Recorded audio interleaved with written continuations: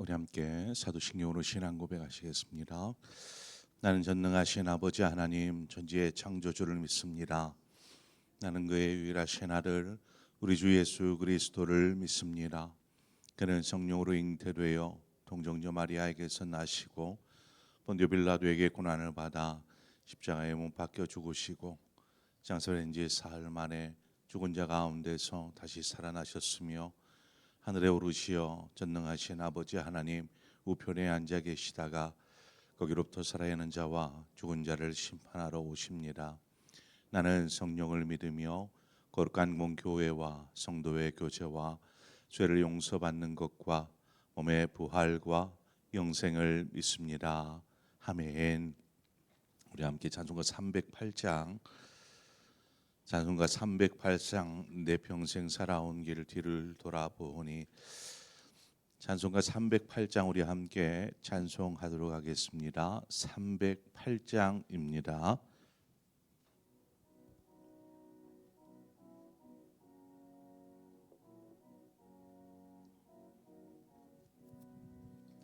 내 평생 살아온 길 뒤를 돌아보니 걸음마다 자욱마다 모두 죄뿐입니다.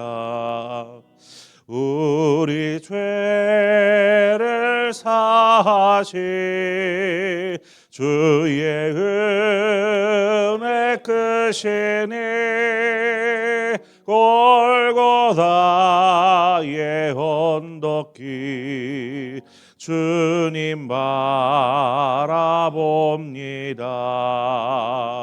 나가지 못난 인간 주님께서 살리려 하늘나라 영광 보좌 모두 버리시었네. 낮고 낮은 세상에 사람 영상 입으신 하나님의 큰 사랑 어디에 다 견주리. 예수님 나의 주님 사랑의 주 하나님 이제 나는 예수님만 높이면서 살겠네.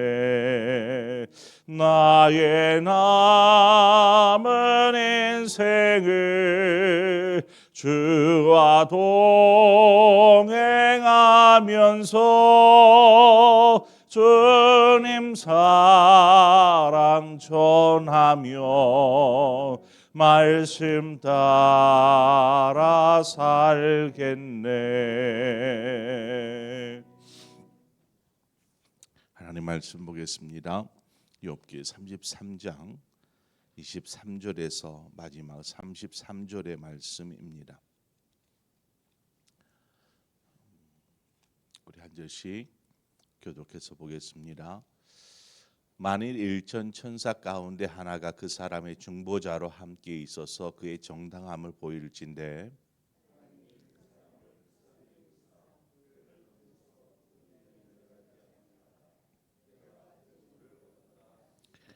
그런즉 그의 살이 청년보다 부드러워지며 젊음을 회복하리라.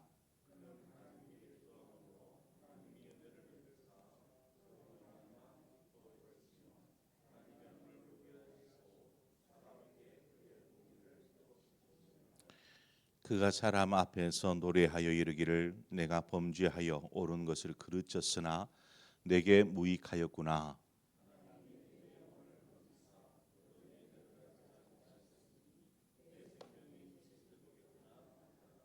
실로 하나님이 사람에게 이 모든 일을 제삼 행하심은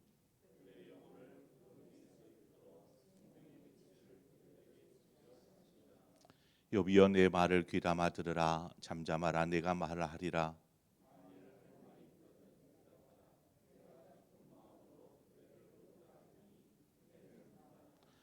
만일 없으면 내 말을 들으라. 잠잠하라. 내가 지혜로 그대를 가르치리라. 아멘. 엘리후가 이제 본격적으로 욥에게 대하여서 이야기를 합니다. 엘리후가 이야기하는 것도 욥이 고난으로 욥의 고난이 어떤 하나님의 징계라는 측면에서는 크게 그 세 친구들의 이야기와 벗어나지는 않습니다.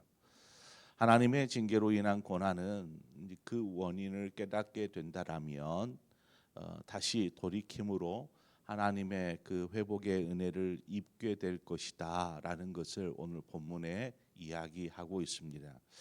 문제는 고난의 원인을 어떻게 깨달을 것인가에 있습니다.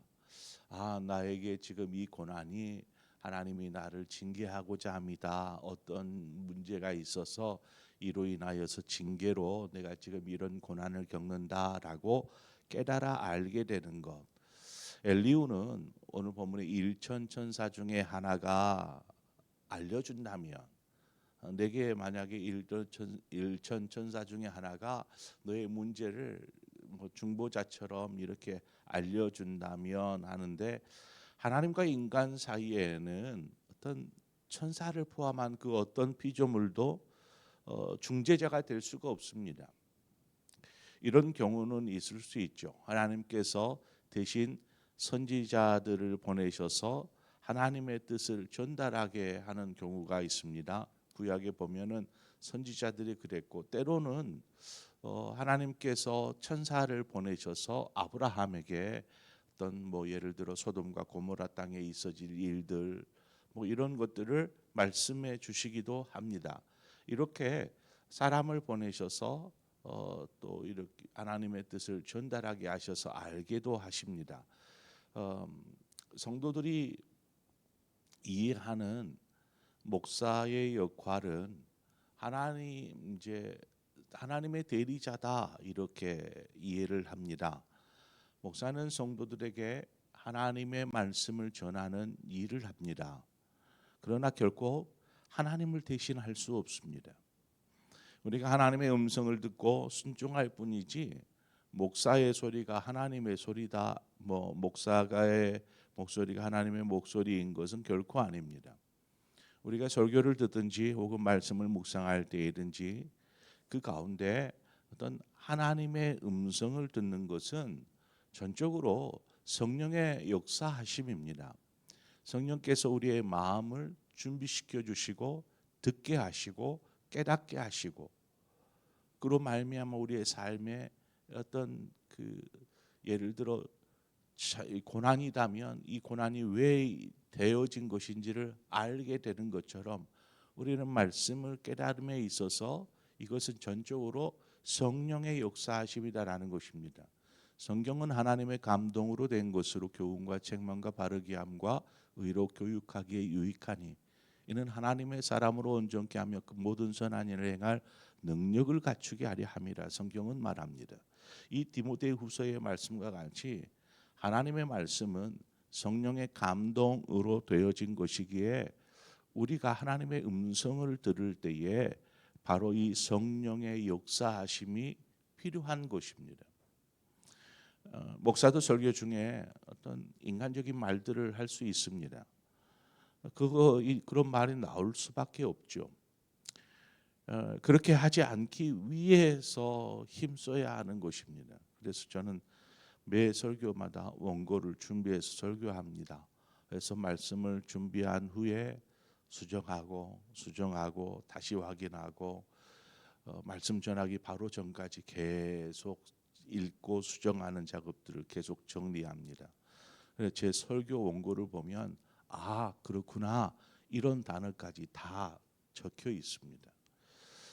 그만큼 하나님의 말씀을 전달함에 있어서 신중함 또 어떤 무한한 책임감을 느끼는 것이죠. 그러므로 어떤 말씀을 듣든지 성령의 조명 아래에서 자신을 향한 하나님의 말씀을 깨닫게 해 달라고 우리는 기도하는 마음으로 말씀 앞에 서야 합니다. 엘리후는 이 욥의 고난에 대해서 어떤 죄에 대한 언급, 앞서도 서두에 말씀드렸던 바와 같이 크게 그 욥의 세 친구들의 생각에서 벗어나지는 못했다, 이런 말씀을 드렸는데, 그것처럼 욥 당신의 고난은 분명 하나님께서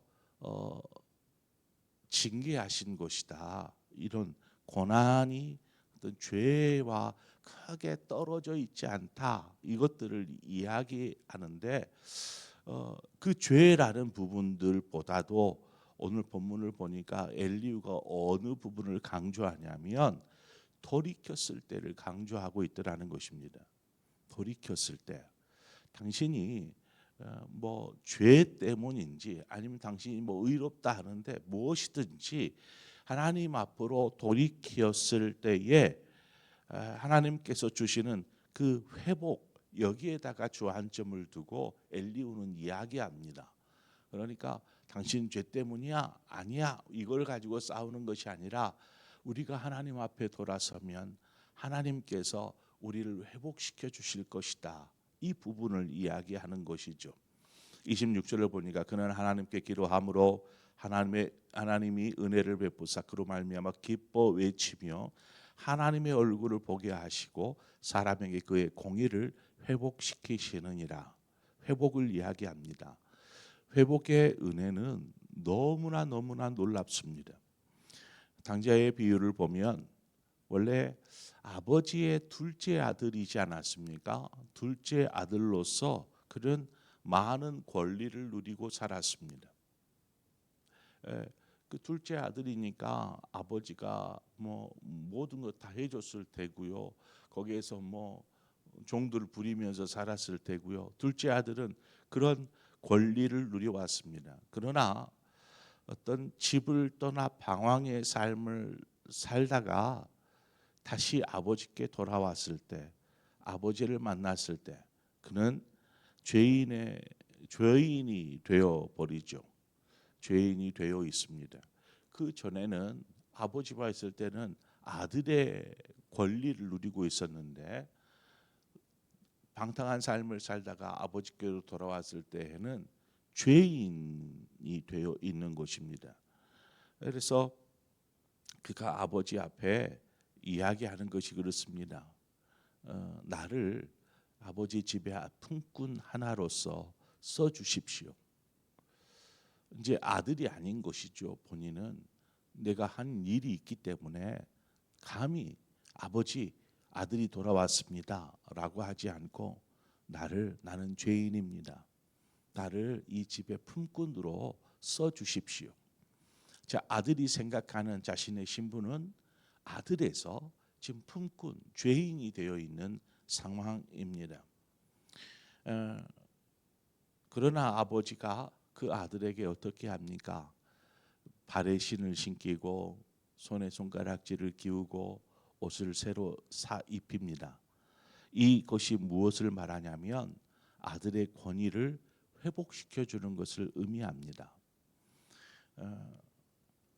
이 아들의 권위를 회복시켜 주는 이 손가락질, 신, 옷을 입혀 주는 것. 자, 이때 아들이 아버지를 어떻게 생각하겠습니까? 자신의 손에 가락지를 끼워주고 발에 신을 씻겨주는 이 아버지에 대해서 어떻게 생각하겠냐라는 것입니다. 아들이었을 때의 그 권리, 또 누릴 수 있었던 그 뭐 권리나 자신이 위치, 권위나 이러한 이것들이 얼마나 소중한지를 몰랐습니다. 그래서 뛰쳐나갔죠. 자신이 하고 싶은 대로 살려고. 그러나 죄인이 되어서 돌아오고 났을 때 아버지가 아무 말 없이 이 둘째 아들을 너는 여전히 아들이야. 아들이 나는 품꾼이고 죄인입니다라고 할 때 너는 아들이야라는 아들의 권위를 이 복권시켜 주었을 때에 이 아들이 느끼는 그 감정, 감격이 어떠했겠냐라는 것입니다. 아버지의 아들인 것이 얼마나 중요한 일인지, 또 아버지의 아들로서 누릴 수 있는 삶이 얼마나 축복된 삶인지를 깨달을 때에 이 아들과 그런 것도 전혀 모르고 그냥 자기 하고 싶은 대로 하던 방황하기 전의 아들과 그 차이를 한번 비교해 보자라는 것입니다. 여러분, 회복의 은혜를 우리는 누려야 합니다.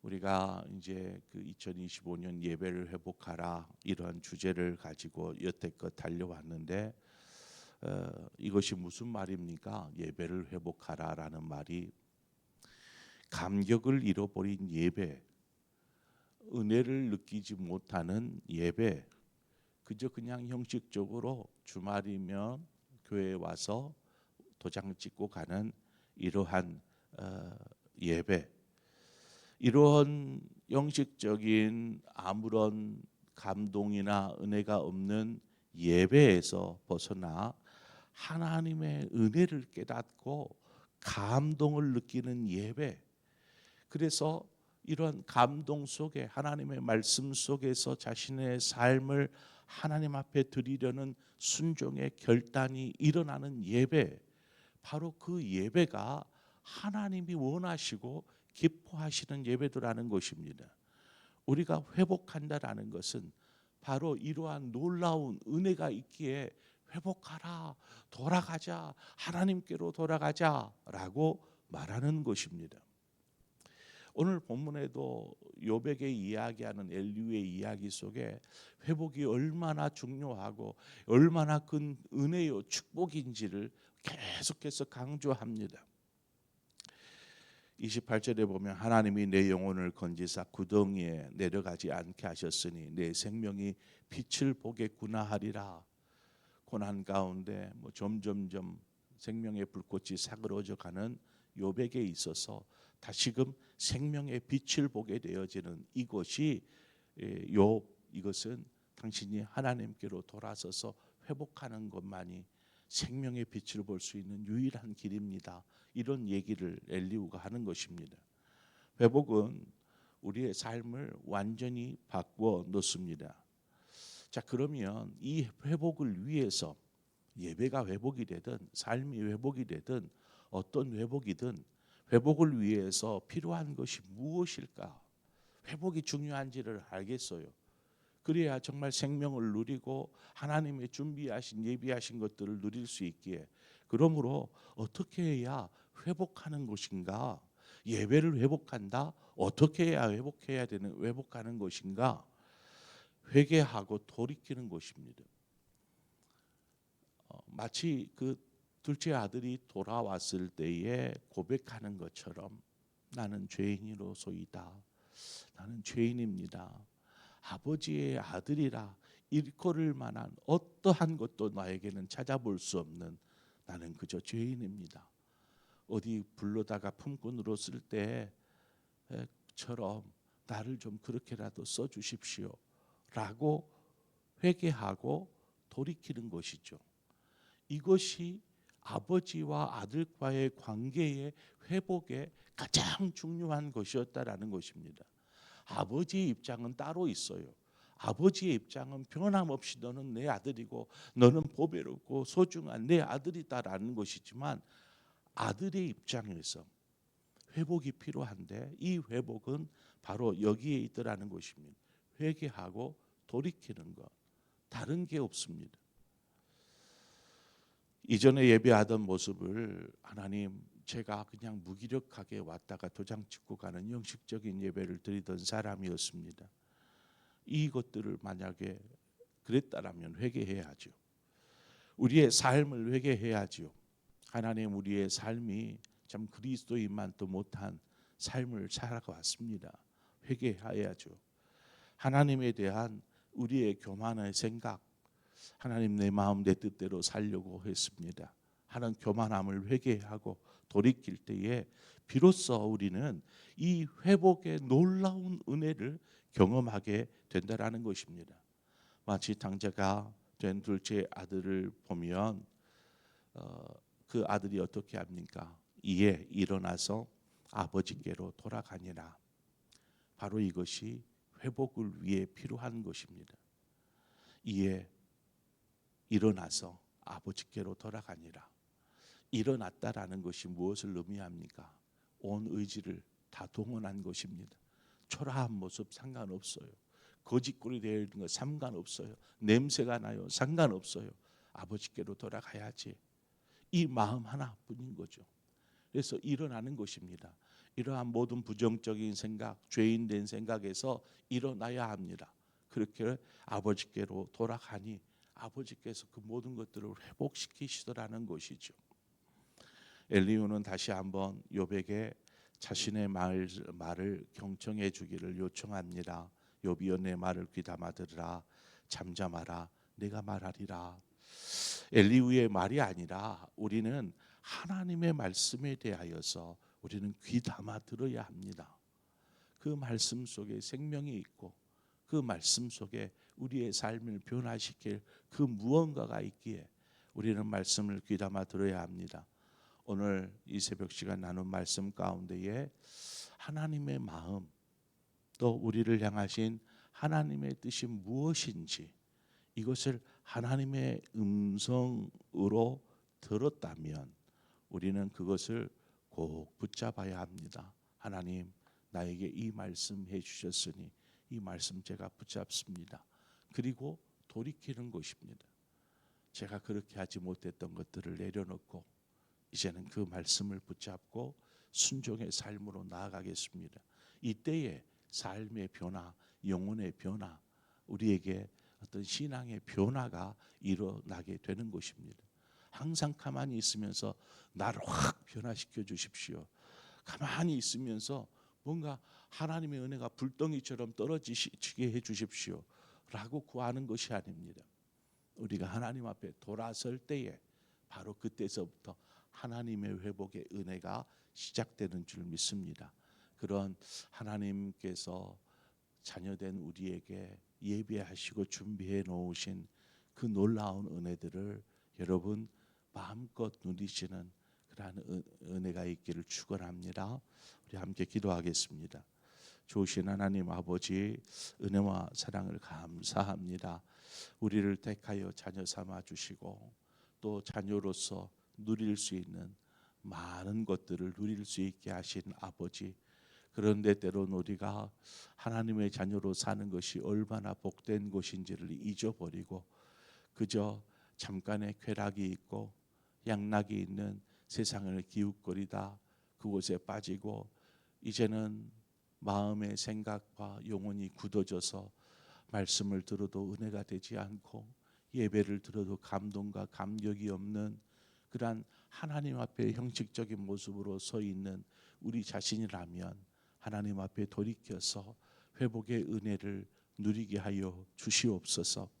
하나님, 우리의 삶에서도 그렇지만 하나님, 그 모든 회복은 우리가 하나님 앞에 일어서서 나아가 하나님 우리가 돌이킬 때에 비로소 회복의 은혜를 누릴 수 있다라는 것을 꼭 기억하면서 하나님께서 예비해 놓으신 놀라우신 은혜들을 우리의 삶을 통해서 우리의 신앙을 통해서 누리게 하여 주시옵소서. 예수님의 이름으로 기도합니다. 아멘. 오늘 말씀을 생각하면서 하나님 우리에게도 회복의 은혜가 있게 하여 주옵소서. 우리 간절한 마음으로 간구하며 나아가겠습니다. 그리고 더불어서 나라와 민족을 위해서 한국 교회를 위해서 이 시간 여러분 함께 기도해 주시고 또 여러분 각자의 기도의 제목으로 기도하시다 자유롭게 돌아가시겠습니다. 함께 기도하겠습니다. 하나님 아버지, 오늘 또 이 새벽 하나님 우리가 하나님께로 나아갑니다. 일어나 하나님께로 아버지께로 나아가던 그 둘째 아들처럼 오늘도 하나님 우리를 부르사 하나님 이 기도하는 자리에 말씀이 있는 자리에 서게 하여 주신 것을 감사합니다. 하나님, 이 시간이